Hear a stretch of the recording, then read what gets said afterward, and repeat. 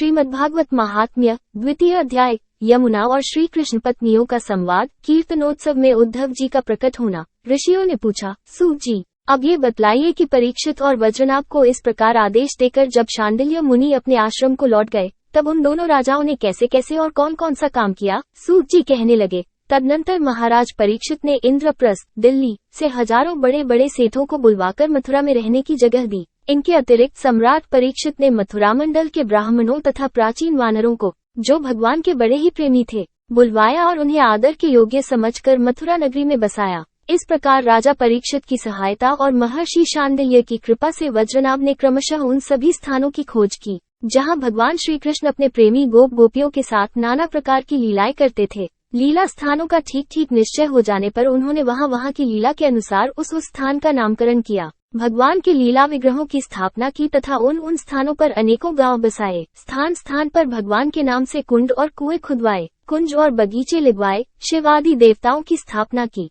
गोविंद देव, हरिदेव आदि नामों से भगवत विग्रह स्थापित किए। इन सब शुभ कर्मों के द्वारा वज्रनाभ ने अपने राज्य में सब और एकमात्र श्री कृष्ण भक्ति का प्रचार किया और बड़े ही आनंदित हुए। उनके प्रजाजनों को भी बड़ा आनंद था। वे सदा भगवान के मधुर नाम तथा लीलाओं के कीर्तन में संलग्न हो परमानंद के समुद्र में डूबे रहते थे और सदा ही वज्रनाभ के राज्य की प्रशंसा किया करते थे। एक दिन भगवान श्री कृष्ण की विरह वेदना से व्याकुल 16,000 रानियां अपने प्रियतम पतिदेव की चतुर्थ पटरानी कालिंदी यमुना जी को आनंदित देखकर सरल भाव से उनसे पूछने लगी। उनके मन में सौतिया दाह का लेश मात्र भी नहीं था। श्री कृष्ण की रानियों ने कहा, बहन कालिंदी, जैसे हम सब श्री कृष्ण की धर्मपत्नी हैं, वैसे ही तुम भी तो हो। हम तो उनकी विरहाग्नि में जली जा रही हैं। उनके वियोग दुख से हमारा हृदय व्यथित हो रहा है, किंतु तुम्हारी यह स्थिति नहीं है। तुम प्रसन्न हो, इसका क्या कारण है? कल्याणी, कुछ बताओ तो सही। उनका प्रश्न सुनकर यमुना जी हंस पड़ी, साथ ही यह सोचकर कि मेरे प्रियतम की पत्नी होने के कारण ये भी मेरी ही बहनें हैं, पिघल गई। उनका हृदय दया से द्रवित हो उठा।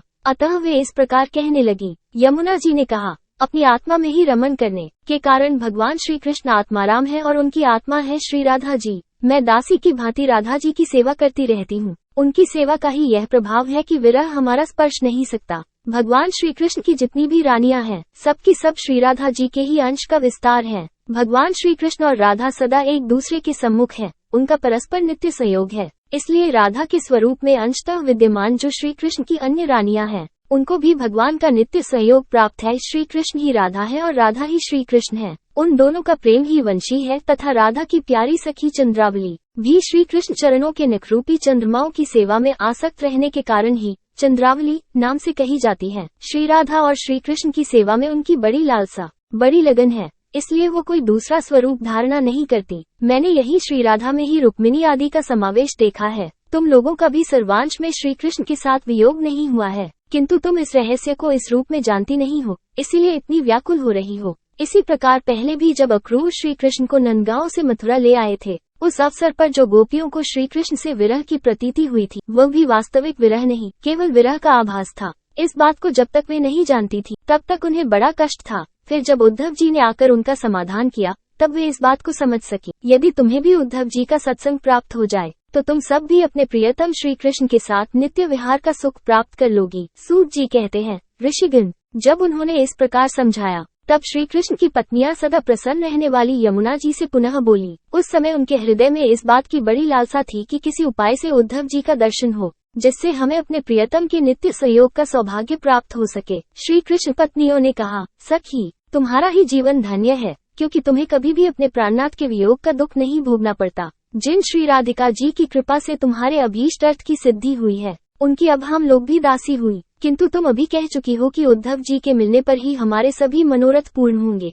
इसलिए कालिंदी, अब ऐसा कोई उपाय बताओ जिससे उद्धव जी भी शीघ्र मिल जाएं। सूत जी कहते हैं, श्री कृष्ण की रानियों ने जब यमुना जी से इस प्रकार कहा, तब वे भगवान श्री कृष्ण चंद्र की 16 कलाओं का चिंतन करती हुई उनसे कहने लगी। जब भगवान श्री कृष्ण अपने परम धाम को पधारने लगे, तब उन्होंने अपने मंत्री उद्धव से कहा, उद्धव, साधना करने की भूमि है बद्रिकाश्रम, अतः अपनी साधना पूर्ण करने के लिए तुम वहीं जाओ। भगवान की इस आज्ञा के अनुसार उद्धव जी इस समय अपने साक्षात स्वरूप से बद्रिकाश्रम में विराजमान है और वहां जाने वाले जिज्ञासु लोगों को भगवान के बताए हुए ज्ञान का उपदेश करते रहते हैं। साधना की फलरूपा भूमि है व्रजभूमि। इसे भी इसके रहस्यों सहित भगवान ने पहले ही उद्धव को दे दिया था। किंतु वो फलभूमि यहाँ से भगवान के अंतर्धान होने के साथ ही स्थूल दृष्टि से परे जा चुकी है, इसीलिए इस समय यहाँ उद्धव प्रत्यक्ष दिखाई नहीं पड़ते। फिर भी एक स्थान है जहाँ उद्धव जी का दर्शन हो सकता है। गोवर्धन पर्वत के निकट भगवान की लीला सहचरी गोपियों की विहार स्थली है। वहाँ की लता, अंकुर और बेलों के रूप में अवश्य ही उद्धव जी वहाँ निवास करते हैं।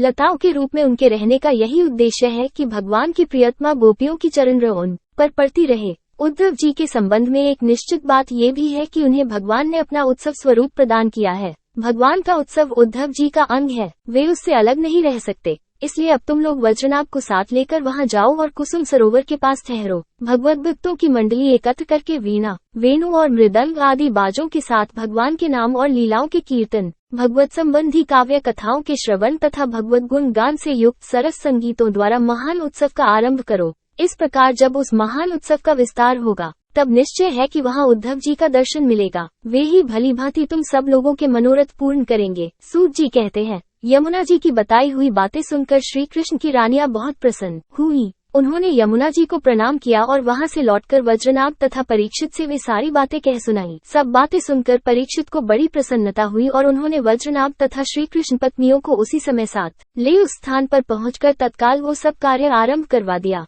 जो कि यमुना जी ने बताया था। गोवर्धन के निकट वृंदावन के भीतर कुसुम सरोवर जो सखियों की विहार स्थली है, वहाँ ही श्री कृष्ण कीर्तन का उत्सव आरंभ हुआ। वृषभानंदिनी श्री राधा जी तथा उनके प्रियतम श्री कृष्ण की वह लीला भूमि जब साक्षात संकीर्तन की शोभा से संपन्न हो गई, उस समय वहाँ रहने वाले सभी भक्तजन एकाग्र हो गए। उनकी दृष्टि, उनके मन की वृत्ति कहीं अन्यत्र न जाती थी। तदनंतर सबके देखते देखते वहाँ फैले हुए तृण, गुल्म और लताओं के समूह से प्रकट होकर श्री उद्धव जी सबके सामने आए। उनका शरीर श्यामवर्ण था, उस पर पीताम्बर शोभा पा रहा था। वे गले में वनमाला और गूंजा की माला धारण किए हुए थे तथा मुख से बारंबार गोपीवल्लभ श्री कृष्ण की मधुर लीलाओं का गान कर रहे थे। उद्धव जी के आगमन से उस संकीर्तनोत्सव की शोभा कई गुनी बढ़ गई। जैसे स्फटिक मणि की बनी हुई अट्टालिका की छत पर चांदनी छिटकने से उसकी शोभा बहुत बढ़ जाती है। उस समय सभी लोग आनंद के समुद्र में निमग्न हो अपना सब कुछ भूल गए, सुध बुध खो बैठे। थोड़ी देर बाद जब उनकी चेतना दिव्य लोक से नीचे आई, अर्थात जब उन्हें होश हुआ, तब उद्धव जी को भगवान श्री कृष्ण के स्वरूप में उपस्थित देख अपना मनोरथ पूर्ण हो जाने के कारण प्रसन्न हो वे उनकी पूजा करने लगे।